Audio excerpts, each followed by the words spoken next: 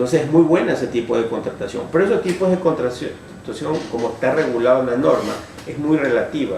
Ahí tiene un límite para hacerlo, hay muchas restricciones para hacerlo. ¿Ok? Más que todo por los contratos que llegan de 500.000 a $1 millón, lo pueden hacer.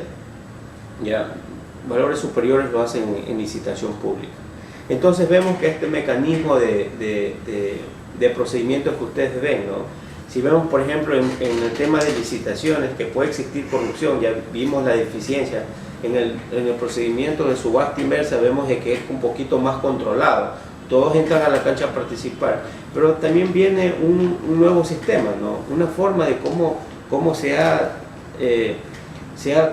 contratado y que todo el mundo ha observado esto. Y incluso existen muchas observaciones que en los últimos meses ha salido a la luz. Por ejemplo, el régimen especial. De acuerdo a la Ley Orgánica del Sistema Nacional de Contratación Pública, el reglamento y las codificaciones del CERCOM, se establecen de que las contrataciones por régimen especial lo puede hacer el Estado con una empresa pública de forma directa, sin licitación, a dedo, y eso pasó en Seguro Sucre. ¿Qué pasó en Seguro Sucre? Vino una carta de la Presidencia de la República que se contraten a todos los seguros con Seguro Sucre, sí, porque Seguro Sucre es el seguro del Estado y que no iba a haber ningún tipo de problema. Ahí viene la pregunta. ¿Quiénes son las reaseguradoras? Si Seguro Sucre tenía mayor ingreso, efectivamente, tenía mayor reaseguro. Y la pregunta es, en el reaseguro estaba el negocio. Entonces también vemos una forma de corrupción. Entonces las empresas públicas como tal, cuando hablamos de empresas públicas, si muy bien el artículo 3, ¿sí?, de la Ley Orgánica de la Contraloría General del Estado establece de que en su artículo 3 que bienes públicos corresponden títulos, bienes, derechos, sean entidades públicas de economía mixta, empresas privadas que poseen acciones de públicos, etcétera, lo dice que es fondos públicos, pero que como existen las operaciones que realizan estas empresas públicas no hacen licitación, hacen como una empresa, compañía anónima, y entonces al momento que hacen las adquisiciones ellos lo hacen a dedo, pero contratan a proveedores a dedo para contratar con el Estado a dedo. Entonces ahí se genera una discreción, una forma de contratar de forma directa que genera mayor corrupción. Entonces tengo entendido que ya ahorita se está regulando la contratación de seguros, porque era un rubro muy fuerte, para efectos de que por el derecho de participación de otras personas puedan ofertar, incluso beneficiar al Estado de los costos de las primas, porque no es que Seguro Sucre vende las primas más baratas, ¿no? Ahora tengo entendido que ya se están licitando y vemos de que el Estado se está ahorrando mucho dinero en poder abrir el espacio de que puedan contratar. Entonces vemos que el régimen especial, de una u otra forma, esa forma de contratar directamente no es una forma transparente, ¿sí? ¿Ok?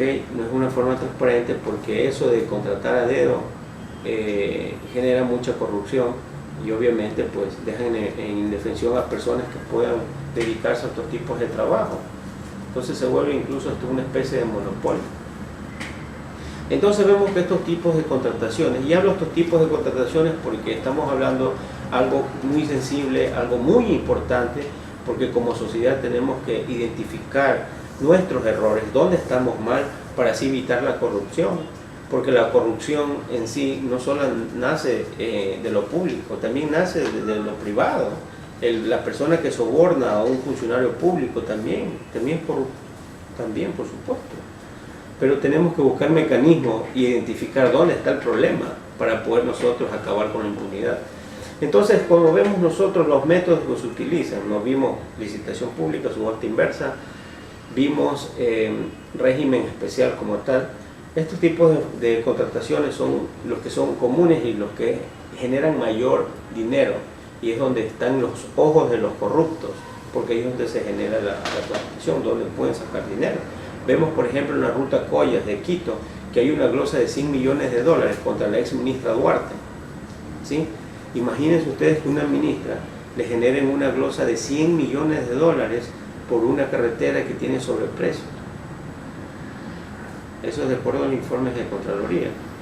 Entonces, ¿y por qué tiene la sobreprecio? Asimismo, por lo que yo les comentaba hace un momento, ¿sí? Porque se contrató, no tenían bien correctos los estudios, y al momento de ejecutar la obra comenzaron a aumentar.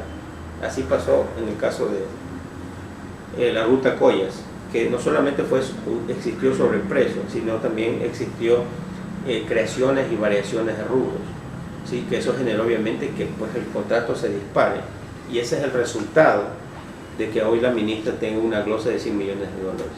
Y asimismo, ¿sí? Vemos de que si nosotros manejamos correctamente la contratación pública, vamos a minimizar el impacto de la corrupción. Muchas personas han solicitado incluso a la Asamblea Nacional de que si siga el procedimiento antiguo de contratación pública. Antes, la contratación pública, al momento de que una entidad pública quería licitar, necesitaba un informe previo de Contraloría. Entonces, pero ahí se genera ahí una burocracia de nunca acabar, ¿no? Imagínense, por el hecho de no ser honestos en el país, por no ser honestos en el Ecuador, generamos una especie de burocracia tan alta, ¿no? De que una entidad, para llamar a una licitación pública, antes de llamar a la licitación, primero tiene que contar con el informe de Contraloría. Y resulta que la Contraloría, cuando en ese tiempo se tenía como requisito ese informe previo, demoraba un mes, 2 meses, y resulta que se creaba también en la Contraloría otra especie de corrupción para que los contratos también caminen. Y ese es el cuento de nunca acabar. La corrupción, que lamentablemente no la podemos superar. ¿Y por qué no la podemos superar? Porque simple y sencilla razón, tenemos leyes subjetivas, leyes absurdas por un lado, y por otro lado leyes que violan el derecho a la seguridad jurídica y el derecho de las partes como tal. Entonces, identificamos de que ese mecanismo de volver al pasado, donde Contraloría realizaba previamente el contrato hasta profesional de derecho, no recomienda hacer aquello, porque lo que va a generar mayor corrupción. Lo que sí este profesional de derecho manifiesta es de que la ley orgánica del Sistema Nacional de Contratación Pública debe de reformarse como tal, debe de reformarse en crear, por ejemplo, en las materias de licitación, otros mecanismos de calificación y evaluación. Los mecanismos de calificación y evaluación, si muy bien dicen que las entidades deben de realizar los pliegos, los términos de referencia, etcétera, y en las condiciones especiales de contratación incluirlo, qué experiencia necesita, qué experiencia no necesita en sí. Y si saben qué ocurre en la práctica, que una entidad pública viene, ¿sí? Existe una entidad pública como tal, al momento de sacar la licitación en sus pliegos, hay entidades que amarran con contratistas, ¿sí? Amarran contratos contratistas y le ponen ciertas experiencias que muy pocos pueden cumplir. Entonces, esa subjetividad al momento de que las condiciones ponga la entidad contratante como tal, deben de estar claramente definidas para que no exista. Primero, que se respete el derecho de participación. Segundo, que el Estado tenga una oferta que efectivamente sea la mejor. Y tercero, pues obviamente que no se generen estos tipos de corrupciones como tal. Entonces, una reforma a la ley orgánica del sistema de contratación pública en materia de licitación puede ser algo muy bueno, ¿no? Crear específicamente eso, y obviamente en materia de licitación determinar con claridad la forma de aplicar los estudios de factibilidad y prefactibilidad, ¿sí? Así como los estudios de suelo, los estudios técnicos para realizar un proyecto, una obra, etc. Y ahí poder determinar a ciencia cierta que lo que voy a gastar en esta obra, para evitar que se generen incrementos en los contratos, los sobreprecios, etc.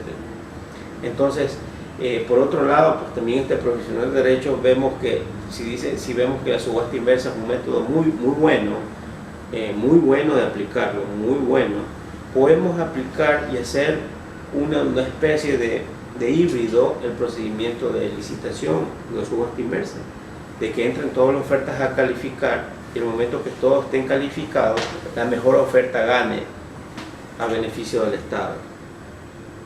¿Ok?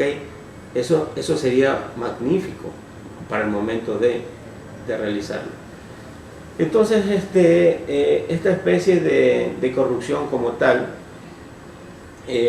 la Contraloría General del Estado y la Fiscalía juegan un papel muy importante con la corrupción.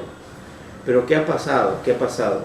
Y he sido testigo de varios casos. Hay casos de que la Contraloría emite indicios de responsabilidad penal contra X y Y funcionario público, pero resulta que la Fiscalía, al momento de realizar la investigación penal, no formula cargos, se inhibe de formular cargos diciendo de que para la Contraloría considera que no existe corrupción, por lo tanto se archiva el proceso. Y de la contratación pública, de la entidad pública, nos saltamos a la justicia, ¿ok? Nos saltamos a la justicia, que está también dentro de los métodos de corrupción. Entonces la justicia, ¿cómo se maneja la justicia en sí? Si muy bien vemos de que existen estos tipos de contrataciones, la Contraloría, que es el órgano auditor que tiene que precautelar los bienes del Estado como tal, realiza su trabajo correctamente, realiza su auditoría, no hay ningún problema, de acuerdo a los parámetros técnicos de auditoría en sí. Y incluso hay informes que duran 1 año, 6 meses como tal, pero son informes que con contundencia la Contraloría los emite, y cuando emite los indicios de responsabilidad penal no lo dice porque le da la gana, es porque la Contraloría evidenció un delito, un presunto delito. Pero ¿qué pasa? En la práctica judicial, ¿sí?, en materia de los delitos contra la administración pública, que es el delito de peculado, que es el delito que lamentablemente en la actualidad poco se lo está aplicando. Normalmente la mayor parte de delitos que vemos contra la administración pública está tráfico de influencia, asociación ilícita, que son delitos que no pasan los 5 años de cárcel. Pero los delitos que verdaderamente tienen que sancionarse son los delitos de peculado, porque quien a beneficio propio o tercero distraiga y disipe bienes que son del Estado a favor propios o de terceros